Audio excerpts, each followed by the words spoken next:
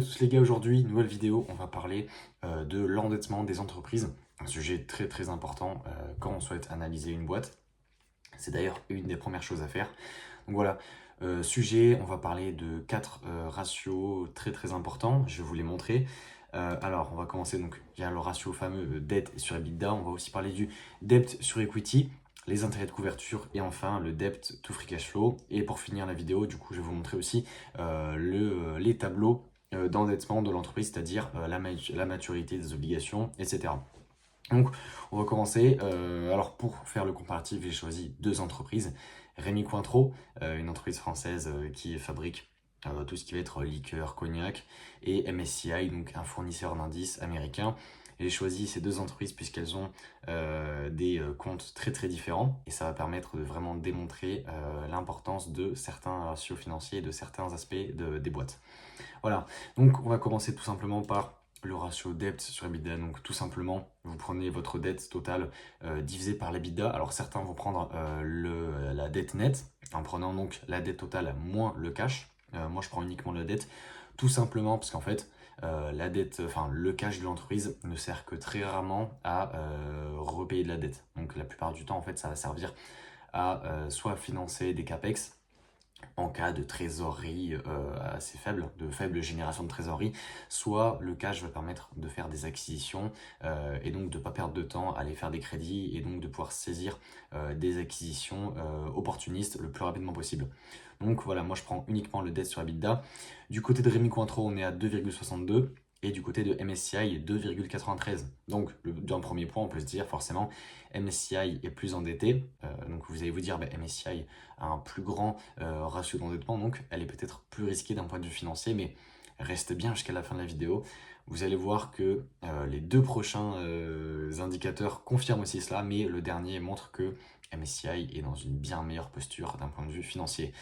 On va continuer donc le debt sur equity. Alors attention, donc je l'ai précisé, hein, attention aux rachats d'actions puisque on le sait, les rachats d'actions vont faire diminuer l'equity et donc forcément, si votre dénominateur il va baisser, forcément le résultat va drastiquement augmenter. Donc MSCI forcément à cause des ratios, enfin des capitaux propres négatifs causés par les rachats d'actions massifs, a un ratio qui est négatif. Donc c'est pas forcément une mauvaise chose, ça veut juste dire que les rachats d'actions ont mangé les capitaux propres. Du côté de Rémi Cointreau, on est plutôt du côté de 0,48.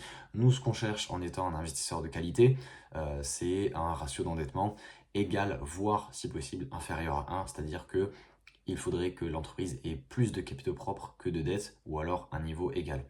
Le prochain indicateur, c'est les intérêts de couverture. Les intérêts de couverture, c'est un élément très très important puisqu'on va permettre de voir quelle est la part des intérêts parmi le bénéfice opérationnel. Puisque ça va permettre de voir combien l'entreprise dépense pour payer les intérêts de sa dette à travers son bénéfice opérationnel. C'est-à-dire que si par exemple une entreprise a des intérêts de couverture de 10, c'est-à-dire que le bénéfice opérationnel, l'EBIT, est 10 fois supérieur au paiement des intérêts. Dans ce cas-là, MSCI à 7,5 et Rémi Cointreau à 15. Là encore une fois, on pourrait se dire que MSCI est dans une posture financière assez dégradée. En général, pareil, pour un investisseur de qualité, on va chercher des intérêts de couverture supérieurs à 10. Là, c'est pas le cas. Rémi Cointreau, elle, du coup, est au-dessus de 15. Je précise pour toutes ces données-là, c'est en prenant les 12 derniers mois. Donc pour le coup, Rémi Cointreau n'a pas encore publié son tout dernier résultat semestriel. Donc là, voilà, on est sur des données qui sont vieilles de quelques mois, mais très récentes pour MSCI. Donc Rémi Cointreau, voilà, a des meilleurs intérêts de couverture. Pour le coup, MSCI, sinon c'est pas non plus dangereux puisque en fait, elle utilise énormément de dettes pour accroître la création de valeur, notamment via des rachats d'actions, des acquisitions et le paiement du dividende. Donc c'est pas dangereux, mais voilà, on sait que elle dépense quand même une certaine partie de son résultat opérationnel dans le repaiement de sa dette. Idéalement, et avec, je pense, les intérêts qui vont commencer, enfin les taux d'intérêt qui vont commencer à diminuer aux États-Unis d'ici quelques trimestres, on devrait probablement assister à une hausse des intérêts de couverture, c'est-à-dire une diminution des intérêts de la dette. Voilà, pour le coup, Rémi Cointreau est encore une fois du coup meilleur d'un point de vue financier. Mais ce que je vous avais dit, c'est que le dernier ratio, c'est vraiment le plus important, puisque ça va permettre de mesurer en fait à quel point l'entreprise est capable de repayer sa dette. Puisque vous le savez, lorsqu'on est une entreprise, la plupart du temps, et surtout pour les large caps, les entreprises vont émettre de la dette via des obligations. C'est-à-dire que si par exemple MSCI émet 1 milliard de dettes sur 10 ans, pendant 10 ans, elle va juste rembourser les intérêts, c'est-à-dire que si elle a émis une dette à 4% d'intérêt, ben, elle va juste repayer les 4% d'intérêt aux créanciers. Et à la fin, à l'issue de l'obligation, à l'échéance, la maturité, elle va repayer toute l'obligation, c'est-à-dire 1 milliard. Dans ce cas-là, MSCI a largement de quoi rembourser ses obligations à maturité puisque le ratio dette sur free cash flow, encore une fois, hein, j'ai pris la dette brute, c'est-à-dire sans enlever le cash par rapport au free cash flow. Là, on est inférieur à 4, donc c'est parfait. Par contre, la différence, c'est que Rémi Cointreau, elle, à cause de sa très faible génération de trésorerie, je vais vous montrer le graphe juste ici. Vous voyez en violet, du coup, la génération de trésorerie, c'est-à-dire les free cash flow, et en jaune, les bénéfices nets. Donc vous voyez qu'en fait, chaque année, systématiquement, le free cash flow va être inférieur au revenu net, ce qui veut dire que l'entreprise ne dégage que très peu de cash.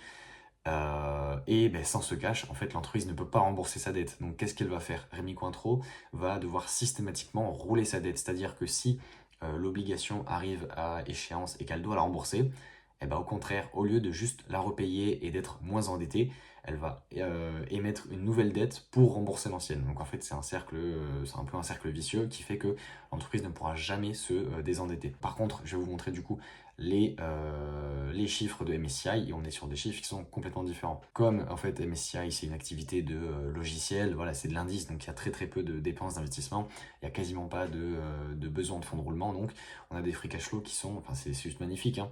On a des free cash flow qui sont quasiment chaque année après année supérieurs au revenu net. Et donc qu'est-ce qu'elle va permettre de faire cette génération de trésorerie? De pouvoir repayer la dette sans émettre de nouvelles dettes. Et donc voilà, on va pouvoir rembourser sa dette et la diminuer au fil du temps, ce qui n'est pas le cas de Rémi Cointreau.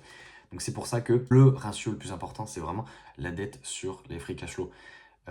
Et en l'occurrence, Rémi Cointreau, voilà, elle a des free cash flow négatifs sur le dernier semestre et sur la dernière année, elle a des free cash flow complètement négatifs également.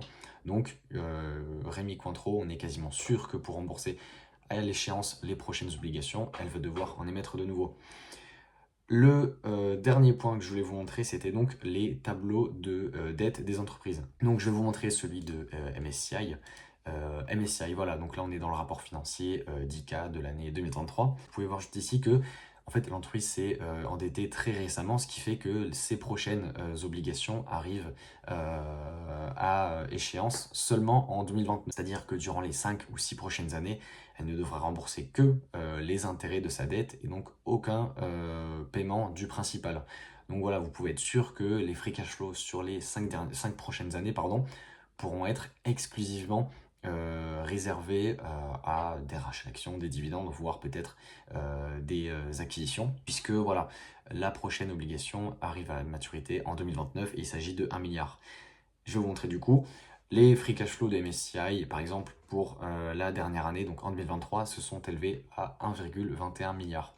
Et donc comme on a des free cash flow qui sont bien supérieurs à le haut montant de la dette qui doit être remboursé en 2029, mais on est quasiment sûr là aussi qu'il n'y aura pas besoin de faire de nouvelles émissions de dette pour rembourser le principal. Contrairement à Rémi Cointreau, qui elle en fait va devoir rembourser la dette très récemment, notamment à travers une ligne de crédit bilatéral donc, qui arrive à échéance en mars 2024. Donc on arrivera, l'entreprise publiera les chiffres dans les prochains mois par rapport à cette ligne de crédit là. On a aussi un crédit de 100 millions d'euros qui arrive à échéance en juillet 2025. Un autre crédit qui arrive en août 2023 pour 65 millions d'euros.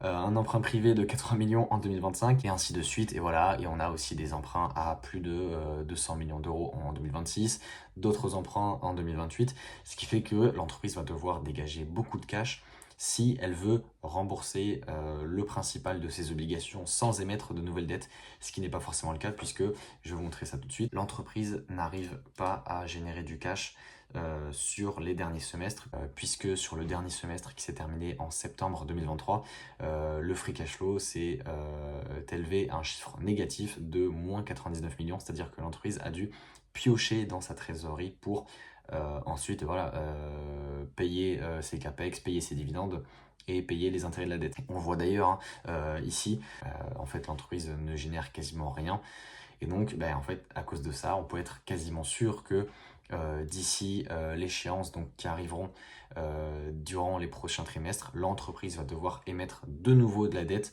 et donc ainsi rouler sa dette pour pouvoir rembourser correctement ses emprunts. On arrive à la fin de la vidéo, on a vu les 4 ratios essentiels pour analyser la dette d'une entreprise et notamment les tableaux de dette. C'est des éléments à prendre vraiment en compte lorsqu'on analyse une entreprise, puisque sans cela, vous risquerez d'être très surpris. Voilà, c'était tout pour cette vidéo. N'hésitez pas à me faire savoir dans les commentaires si vous avez des questions. Moi, je vous dis à la prochaine. Salut!